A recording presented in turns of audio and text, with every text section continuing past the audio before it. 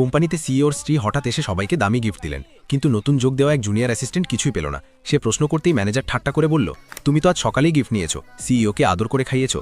আসলে সিইওর স্ত্রী 1 বছর বিদেশে ছিলেন, ফ্লাইট আগেই ফিরেছিল, আর ফিরেই তিনি দেখেন অফিসে সবার সামনে তার স্বামী এক তরুণীকে জড়িয়ে ধরছে। স্ত্রী শান্ত গলায় জিজ্ঞেস করেন, এটা কি চলছে? স্বামী বলে, ও আমার নতুন সেক্রেটারি, আজ থেকেই আমার বোন। কিন্তু স্ত্রীর চোখ পড়ে মেয়েদির হাতে তার নিজের ব্যাগ।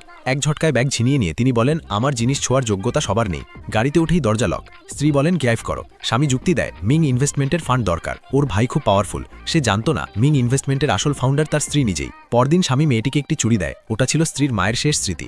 অফিসে মেয়েটি সিইওকে চেরি খাওয়াচ্ছিল, স্ত্রী সব দেখে ফেলেন। তিনি চেরিটা ডাস্টবিনে ফেলে বলেন, সবাইকে চেরি দাও, শুধু ওকে নয়। পরদিন অফিসে চেরি বিলি হয়, ঠিক তখন স্ত্রীর চোখ পড়ে মেয়েটির হাতে সেই চুড়ি। তিনি চুড়ি ছিনিয়ে হান। স্বামী বলে, একটা চুড়ি নিয়ে এত ড্রামা? স্ত্রী সঙ্গে সঙ্গে তার প্রিয় অ্যান্টিক ফুলদানিটা ভেঙে দেন।